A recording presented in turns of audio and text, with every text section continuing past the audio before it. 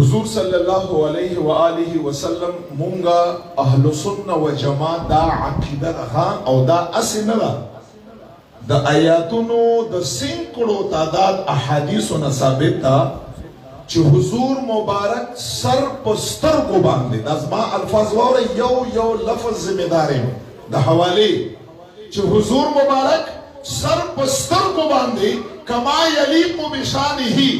څنګه چې د الله شان سره خای خو سر پستر کو باندې الہ العالمین دیدار پیغمبر علیہ السلام په دنیا کې کړی دی سبحان الله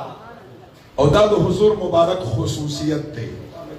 عبداللہ ابن عباس فرمائی ترمذی حدیث تے رآ محمد ربه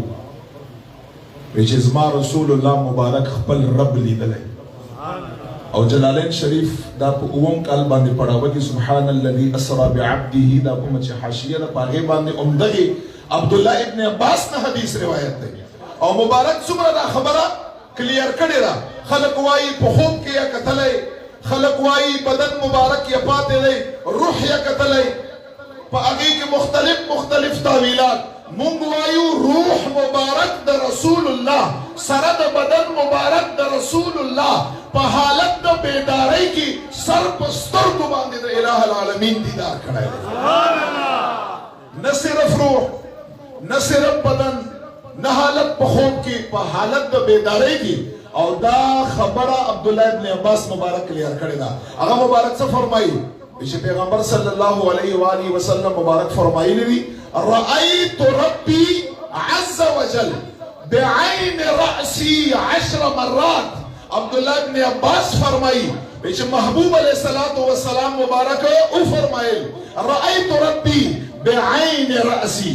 دا سر سترگی پیغمبر علیہ السلام یادی کری دی ویچے رسول اللہ مبارک فی فرمائی چھے الہ العالمین رسول اللہ مبارک سر پستر کو باندے یو زلنا دو زلنا پینز زلنا او زلنا نہ زلنا رسول اللہ فرمائی 10 مرات لسکرت رسول اللہ سر پستر کو باندے الہ العالمین دیدار کرے او دا خصوصیت دا پیغمبر صلی اللہ علیہ وسلم دے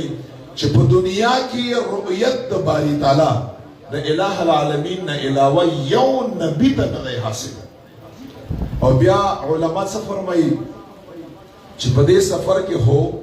دیر حکمتو ندی اور دیر پکی دا محبوب علیہ السلام مبارک شان دے یو حکمت پا دے سفر کے دا گئی چھے دو حضور علیہ السلام مبارک لقب دے امام الانبیاء امام الرسول امام دو اولو العظم پیغمبرانو دو طول کائنات امام حکمت پکی دا دی چھے دا حرم نوخلا بیت المقدس پوری چھے رسول اللہ مبارک لار ورنہ ڈائریکٹ پا الہ العالمین زانتا بللے وی اغبل خصوصیت چکم دا امام الانبیاء والا خصوصیت دے